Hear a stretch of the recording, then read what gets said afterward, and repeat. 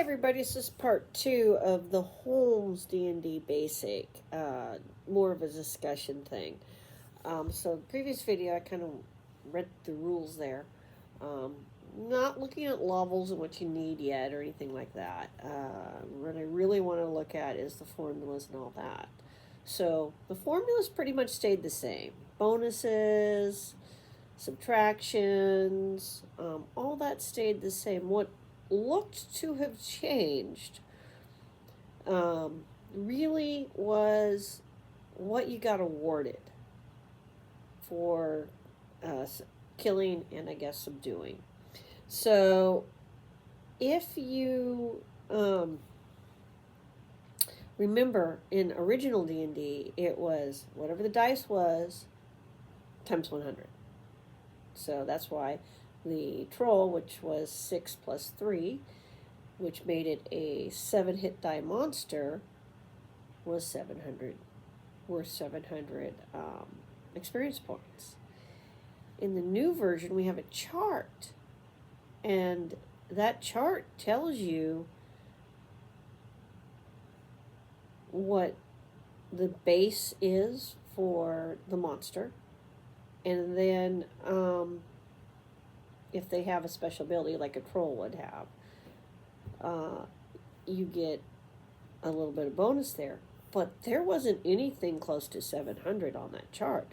So what we see here is by the time Holmes came out, what we're looking at is them feeling that maybe people are getting too much experience points for killing monsters, and maybe they wanted to incentivize them less for just killing monsters as well. So remember, it's a role-playing game. We want them role-playing. We want them doing a variety of things. Players, let's face it. Game masters, referees, we dangle carrots out there in front of everybody, shiny things, right? To try to reward you for doing different things. And experience points are an award.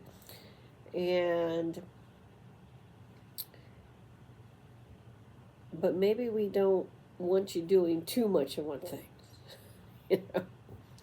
So in the case of killing things, they may have been trying to pull that back. I don't know, but it is interesting. Or maybe they thought people were advancing too quickly in the game. It was a way of slowing down advancement as well. But when you could get a whole lot of loot, that's worth experience points. So like we'd have to go in and then compare treasure, what kind of XP people were getting for treasure, which is definitely something we can do in the future here if that's what you guys would like to look at. I'm going to move on to advanced D&D and in the Dungeon Master's Guide. That's a much longer sections. But Holmes stayed pretty close to original D&D. There was a change in the economics of the experience points, basically, and but the formulas, the basic concept that the monsters' hit dice corresponds to their levels, that sort of thing stayed the same, and the prime requisites importance towards your advancement stayed the same. Though I don't remember reading that there was any of the I'll go back and double check. I don't remember reading that there was but there might have been, because I was kind of skimming through that the strength, dexterity, all that. And because thieves were added in one of the supplements, dexterity suddenly becomes a prime requisite after that point. So there's some thoughts. I don't remember if there was anything significant in the experience points in this little supplements of Greyhawk and Blackmore, but I should probably look. But there you go.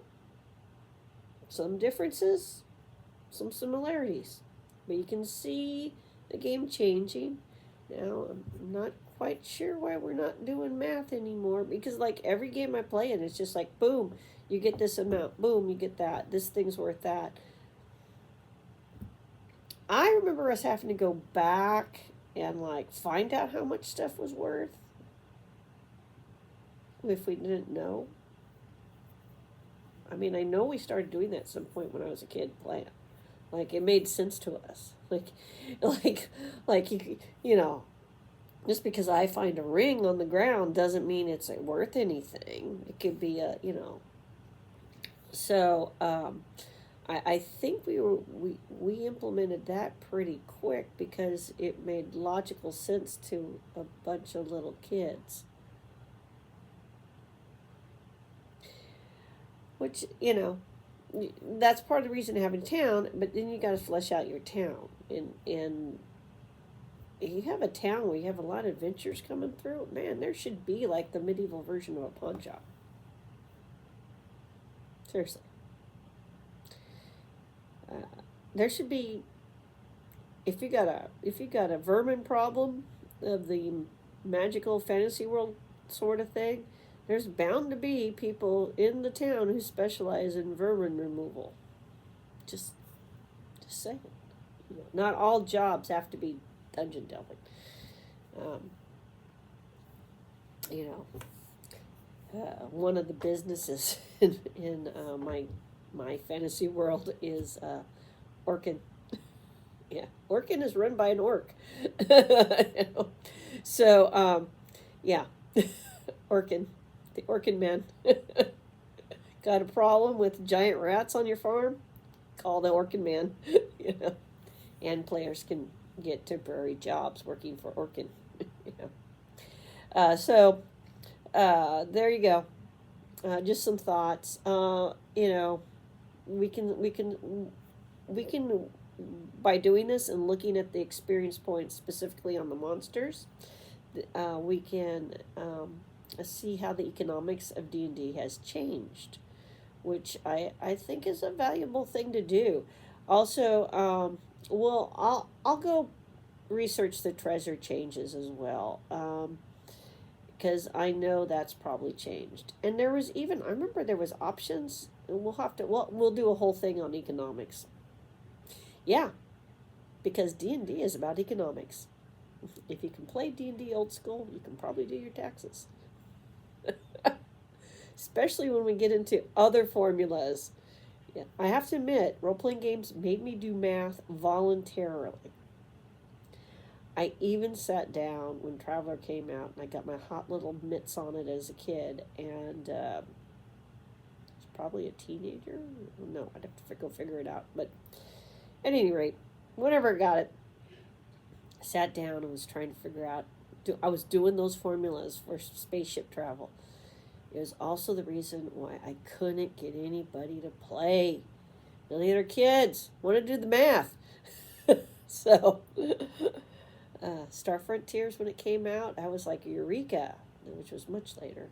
And I grabbed that and said, less math. And everybody said, we're in. So, we'd been using GURPS in the intern. So, for the space stuff. So, there you go. Simple's good, but at the same time, it's not.